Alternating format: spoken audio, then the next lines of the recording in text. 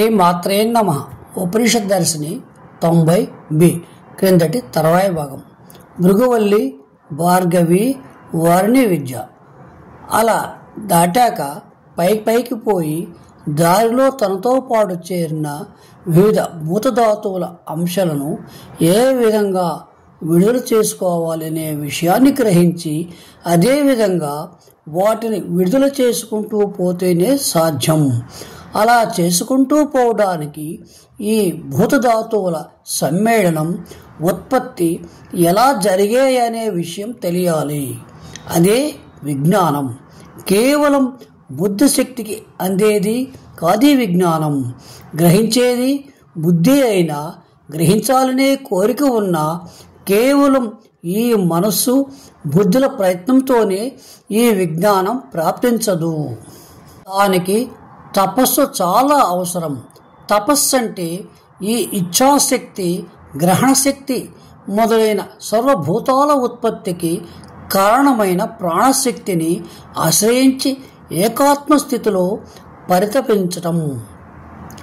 అప్పుడు అంతర్ముఖ స్థితిలో విశ్వం యొక్క విజ్ఞానం తెలుస్తుంది.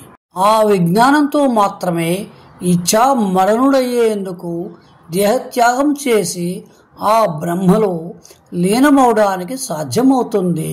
అందువల్ల విజ్ఞానమే బ్రహ్మమని భృగు నిశ్చయించాడు. తాను విశ్వసృష్టి రహస్యాన్నే తెలుసుకున్నానని చెప్పినా అతని తండ్రి మళ్ళీ తపించు, తపస్సే బ్రహ్మ అని ఆదేశించాక భృగువుకు తాను తెలుసుకున్నాననే అహంకారం తొలగిపోయింది. బ్రహ్మ అంటే ఏమిటి అనే జ్ఞానం తనకు కలగనే లేదు. అది బుద్ధికి గోచరించదు. ఆ పరమాత్మ యొక్క దయతోనే కావాలనే వినమ్రభావం పుట్టింది. తండ్రి యొక్క ఉపదేశంతో ఆ బ్రహ్మజ్ఞాన ప్రాప్తి కోసం భగవంతుణ్ణి ప్రార్థిస్తూ తపించాడు. తపస్సు ద్వారా ఆనందమే పరమాత్మ. ఎందుకంటే ఆనందం వల్లే సకల జీవకోటి ఆవిర్భవించి జీవిస్తోంది. తిరిగి ఆ జీవకోటి అంతా మరణానంతరం ఆనందంలోనే లయమైపోతుంది అని తెలుసుకున్నాడు. అతనికి తనలో ఆనందానుభవం కలిగి సదానంద అఖండానందమైన బ్రహ్మదేవుని దర్శనం అయ్యింది.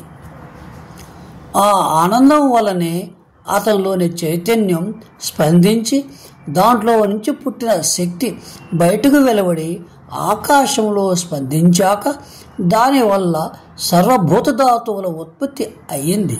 ఆ భూతధాతువుల కలయిక వల్ల ఈ లోకాలు, వస్తువులు రూపొందాయనే జ్ఞానం కలిగింది. తద్వారా భూతధాతువుల నుండి విడవడడం తెలుసుకోగలిగాడు. పరమే ఓమిని ప్రతిష్ఠిత. ఆ ఆనందమయుడై బ్రహ్మ పరమ వ్యోమంలో అంటే ఆకాశంలో అత్యున్నతమైన స్థానంలో ఉంటాననే విషయాన్ని గ్రహించాడు. ఈ ఆనందం గొప్పదైన హృదయం అనే ఆకాశంలో దివ్యంగా ప్రకాశించే ఆత్మలో నెలకొని ఉంటుంది. ఈ విద్యనే భార్గవి వారిని విద్య అంటారు.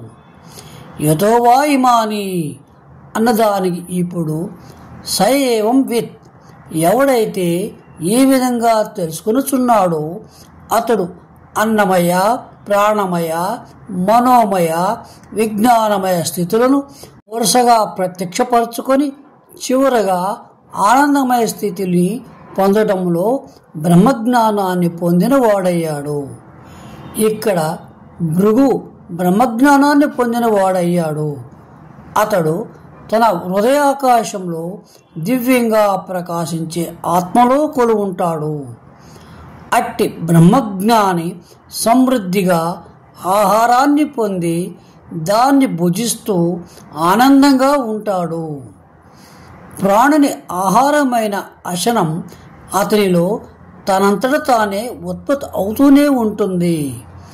అతడు అన్నాదుడవుతాడు. మంచి సంతాన భాగ్యాన్ని, గోసంపత్తిని పొంది బ్రహ్మ తేజస్సుతో ప్రకాశిస్తూ ఎంతో కీర్తిని పొందుతాడు. ఈ భాగం అత్యంత కీలకమైనది. తపస్సు అంటే ఏమిటి? తపస్సులో సాధించవలసినది ఏమిటి? ప్రతిసారి తన తండ్రి గురువు అయిన వరుణుడు తపస్సే బ్రహ్మ అనడం, భృగు తపించడం జరిగింది. తపస్సు ద్వారా ఏ విజ్ఞాని తెలుసుకున్నాడు భృగువు అనే విషయాలు ఎంతో సూక్ష్మంగా వివరింపబడ్డాయి. సశేషం.